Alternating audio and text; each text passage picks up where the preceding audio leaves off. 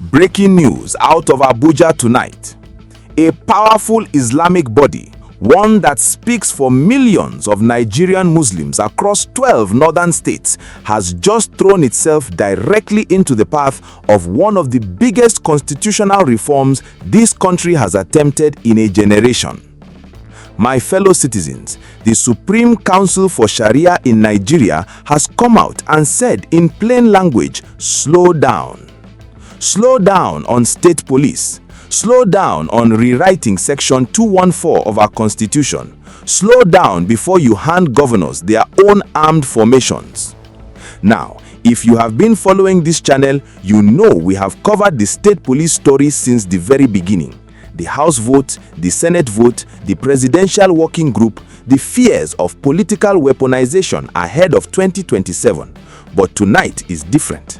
Tonight, a religious institution with real political weight in this country has stepped into the ring, and it is asking questions that Abuja does not want to answer in public.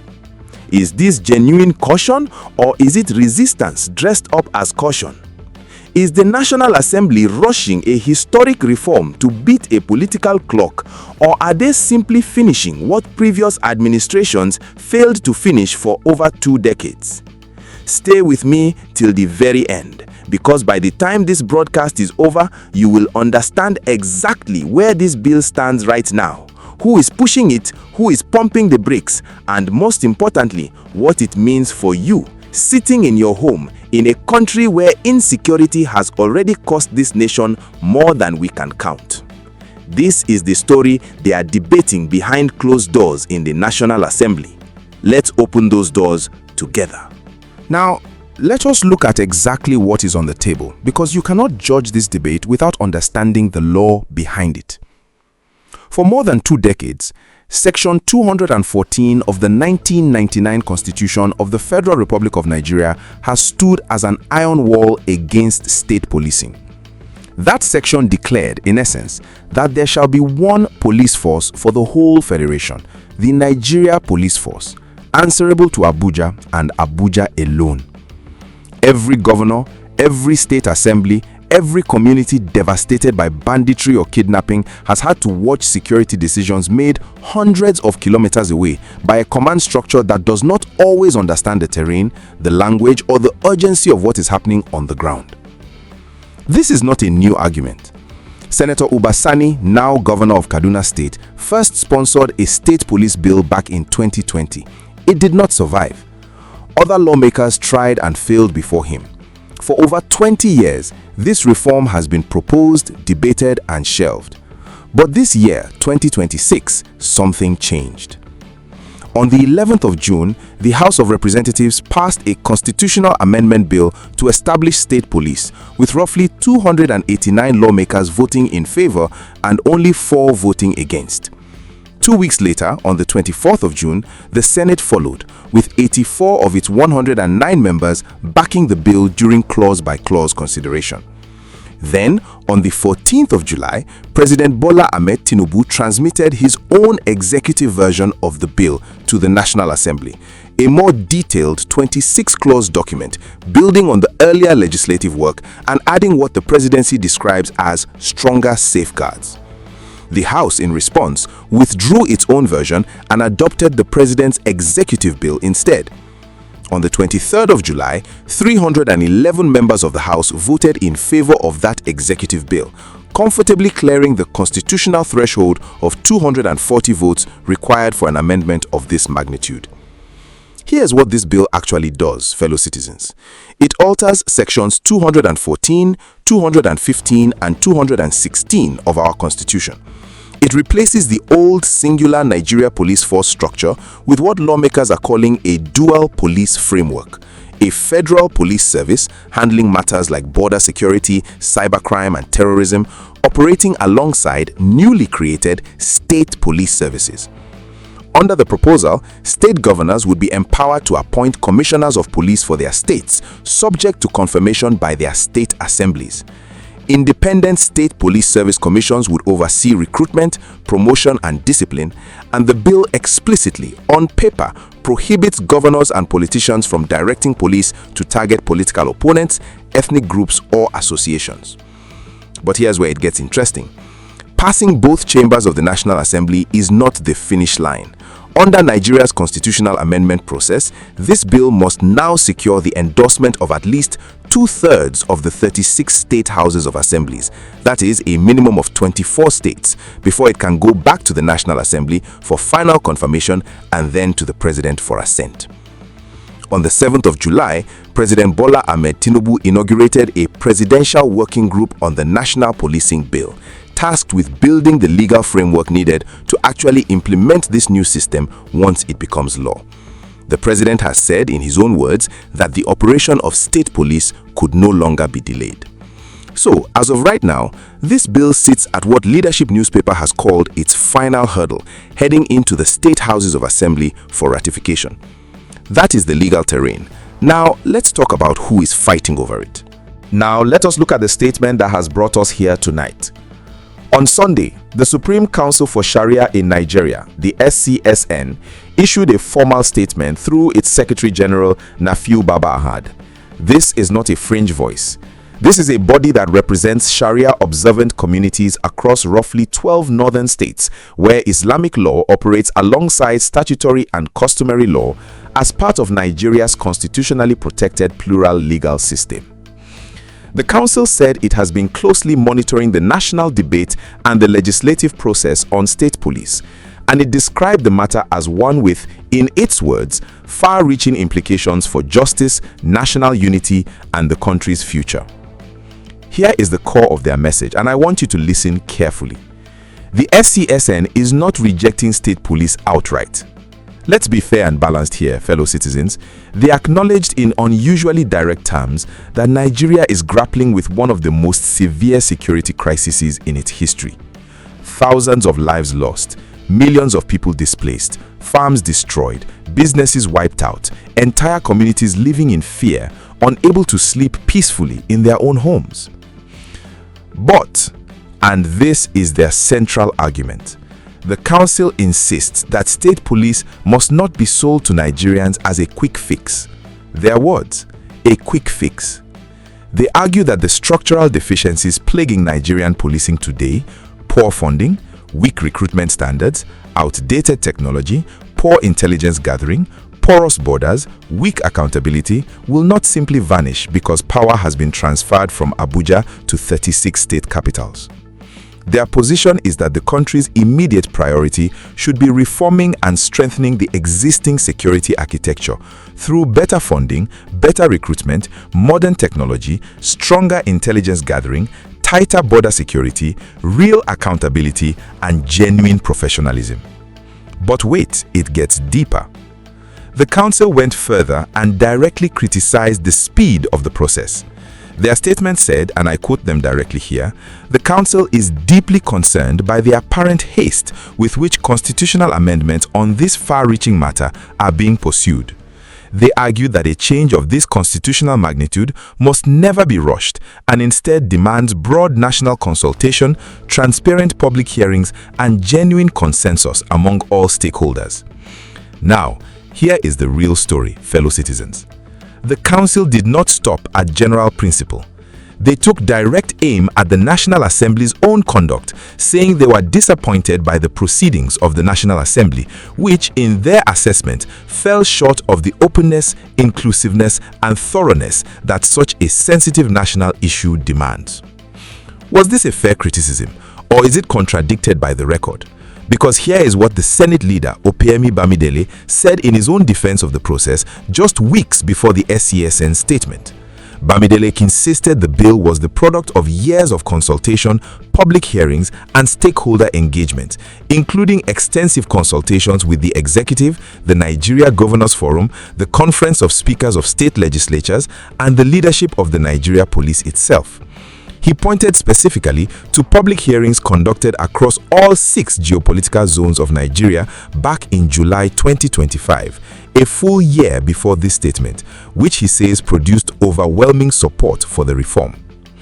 So, who is right? Was the process genuinely rushed in its final legislative stretch, even if earlier consultations happened months before? Or is the Sharia Council's concern really about the speed of the final votes in June and July? The manual shows of hand sessions, the withdrawal of one bill in favor of another, the compressed timeline between the executive transmission on the 14th of July and the House vote just 9 days later on the 23rd. We report the facts. You, the citizens, must draw your own conclusions. Now, let us move to the political battlefield, because the Sharia Council is far from alone in raising the alarm. Barely 24 hours after the Senate passed the bill on the 24th of June, a wave of anxiety swept through Nigeria's political class. Retired security chiefs, lawyers, opposition political parties, all of them raised concerns over what they called deep structural vulnerabilities in the plan. The Conference of United Political Parties, the CUPP, issued a stark warning. In their own words, "We caution that poorly implemented state police could be vulnerable to abuse, including political weaponization, election interference, or suppression of opposition." Think about what that means, fellow citizens. With the 2027 general elections on the horizon, critics are asking a chilling question. What happens when a sitting governor controls his own police force and an election is just months away? The New Nigeria People's Party, the NNPP, echoed this fear through their national secretary, Dipo Olayoku, who warned bluntly that the country must ensure governors don't pack their political thugs into the state police, thereby using uniforms to harass opponents.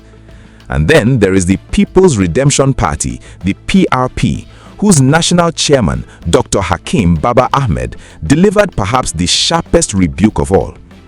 He questioned not the idea of state police, but the timing and the government's credibility to execute it, stating plainly that this administration lacks the moral assets and the trust of Nigerians to undertake a major shift in the policing structure of the country. The PRP has openly called for the reform to be deferred until after the next general elections. But here is where the story does not fit a simple narrative of everyone against the government, because plenty of civil society voices raising concerns are not opposing state police itself, they are opposing the pace. A section of civil society groups has said publicly that a bill this consequential should have been subjected to wider consultation and public hearing rather than what they characterize as a rushed legislative process, a criticism that lines up almost word for word with what the Sharia Council said in its Sunday statement. So here is the pattern emerging, fellow citizens. This is not simply Muslims versus Christians, or North versus South, or even strictly government versus opposition. This is a genuine cross-cutting coalition of skeptics, religious bodies, opposition parties, civil society organizations, and retired security officials, all converging on the same worry: speed without safeguards. Now, before we move on, let's be fair, because a fearless watchdog does not only chase the critics, we must also examine those defending this reform, and their arguments are far from weak. Barely a day after the Senate passed the bill, the momentum on the other side became impossible to ignore. Speakers of all 36 state houses of assembly, sitting governors, the Forum of APC speakers, and the Labour Party publicly threw their weight behind the constitutional amendment. This was not a quiet endorsement, it was a coordinated show of political force, arriving less than 24 hours after the Senate vote. The core argument from supporters is straightforward and frankly hard to dismiss.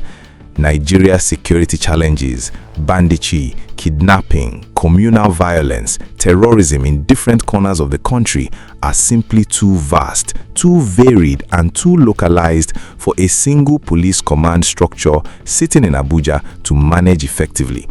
A police officer transferred from Lagos to Zamfara may not speak the local language, may not understand the terrain, may not have community trust. Supporters argue that decentralization puts security decision-making closer to the people who actually understand the threat. And the government defenders insist this is not a rushed job. Remember what Senate leader Bamidele said: years of consultation, public hearings across all 6 geopolitical zones back in July 2025, engagement with the Nigeria Governors Forum and the Conference of Speakers. On paper, that is not the profile of a bill thrown together overnight. There is also the safeguard argument. Lawmakers point to specific provisions inserted precisely because they anticipated the weaponization fears we discussed in the last segment. Provisions explicitly barring governors from directing police against political opponents, ethnic groups, or associations, and independent police service commissions designed to insulate recruitment, promotion, and discipline from direct gubernatorial control. Even the Nigeria Police Force itself has a complicated history here.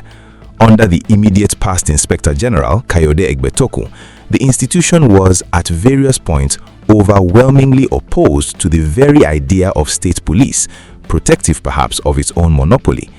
That resistance appears to have softened considerably as the executive bill made its way through both chambers. So here is the honest, balanced picture, fellow citizens. This is a reform with genuine, broad-based political momentum, bipartisan votes, state-level endorsement, presidential backing, a dedicated implementation working group already inaugurated. It is not being imposed by a lone faction. But that same momentum is precisely what worries its critics, because when something moves this fast, with this much institutional backing, dissenting voices can feel like they are shouting into a wind that has already decided its direction. By this point, fellow citizens, a pattern should be forming in your mind. Let's connect these threads. This bill is not law yet. I want to say that again, clearly, because a lot of noise online suggests otherwise. State police does not exist yet in Nigeria. What exists is a constitutional amendment that has cleared both chambers of the National Assembly and is now heading to the 36 state houses of assembly, where it needs the endorsement of at least 24 of them, a 2/3 threshold, before it can return to Abuja for final ratification and presidential assent. That means the real battleground now shifts away from the National Assembly chamber and into state capitals: Kaduna, Sokoto, Kano, Lagos, Rivers, Enugu, every single state house of assembly in this federation. And this is exactly the stage at which bodies like the Sharia Council are trying to inject their "don't rush" message before ratification becomes irreversible, not after. Meanwhile, the Presidential Working Group on the National Policing Bill, inaugurated on the 7th of July, is already at work drafting the implementation framework, funding formulas, uniform training standards, independent oversight commissions, the practical machinery that will determine whether this reform becomes the tool that finally matches Nigeria's security architecture to the size and complexity of the country, or whether it becomes exactly what critics fear: 36 new opportunities for political abuse. Was the process rushed? Was it thorough? Is this a historic, long overdue correction to a 2-decade-old constitutional flaw, or a high-stakes gamble ahead of a tense 2027 election cycle? Fellow citizens, both things can be true at once. A reform can be genuinely necessary and genuinely vulnerable to abuse if the guardrails are weak. That is not contradiction. That is exactly the tension every serious observer of this story, from the Sharia Council to the CUPP to the state governors defending it, is wrestling with right now. Let us step back now, because this story is bigger than any single bill or any single statement. Nigeria today is living through one of the most severe security crises in its history. That is not my opinion. That is a fact, acknowledged even by the Sharia Council itself in its own statement. Thousands of lives lost to banditry, kidnapping, and communal violence. Millions of Nigerians displaced from homes they may never return to. Farmlands abandoned in the very regions that are supposed to feed this nation. Businesses shuttered. Entire local economies hollowed out by fear. Against that backdrop, every proposal to fix our security architecture carries enormous weight and enormous risk. Get it right, and you could be looking at the most consequential security reform since Nigeria's return to democracy in 1999. Get it wrong and you may simply be trading one set of problems, a distant, underfunded federal police force, for 36 new, smaller, potentially more politically compromised ones. This is why the debate over speed matters so much. It is not bureaucratic nitpicking. When you are rewriting the Constitution to create new armed institutions controlled by elected politicians, the difference between careful consultation and rushed legislation is not academic. It is the difference between building safeguards that actually work and building safeguards that look good on paper but collapse the first time a governor decides an election is worth more than a principle. And that is the deeper anxiety running underneath every single voice we have covered tonight. The Sharia Council, the CUPP, the NNPP, the PRP, the civil society groups. It is not really a debate about whether Nigeria needs better policing. Nearly everyone agrees it does. It is a debate about trust, whether the institutions writing these safeguards and the politicians who will operate under them have earned the public's confidence to wield this much new power responsibly. That, fellow citizens, is a question no constitutional amendment can answer by itself. Only implementation, real, transparent, and accountable implementation can answer it. Now, here's where you come in. This bill is not being decided in some distant courtroom you have no access to. It is being decided right now in your own State House of Assembly by lawmakers who represent you, who answer to you, and who can be reached by you. Citizens must refuse to be spectators in a decision this consequential. We are the watchdogs of democracy, not the National Assembly, not the state governors, not even bodies like the Sharia Council, however important their voice may be. We are the ones who will live under whichever policing structure Nigeria ends up with. The power belongs to the people. Ask your state lawmakers where they stand. Demand transparency in how your State House of Assembly votes on this ratification. Do not let this be decided in silence while the nation's attention drifts elsewhere. Whether you believe state police is long overdue reform or a dangerous gamble ahead of 2027, your voice, your questions, your vigilance are what will determine whether the safeguards in this bill are real or just words on paper. Today, we have laid it all out for you. We have shown you the legal background, Section 214, the 6th Alteration Bill, the House and Senate votes. We have shown you the Sharia Council's demand for consultation and the government's defense of its process. We have shown you the fears of the CUPP, the NNPP, and the PRP. And we have shown you the momentum behind the reform from governors and state assembly speakers. We have connected it to the bigger picture, a nation in security crisis, weighing speed against safety. The choice and the vigilance required is now yours. If you believe that Nigerians deserve the full picture, not just one side of this debate, hit that like button right now. Your like tells the algorithm that stories like this matter, that the people deserve depth, not just headlines. Do not let this information stay here. Share this video across every platform you use: WhatsApp, Twitter, Facebook, everywhere. Send it to your family groups, your community pages, your church group, your mosque group. Wake up your community. The truth about how our Constitution is being rewritten is a shared responsibility. Subscribe to this channel and turn on that notification bell so you never miss the next chapter of this story, because this is far from over. 24 state assemblies still have to vote.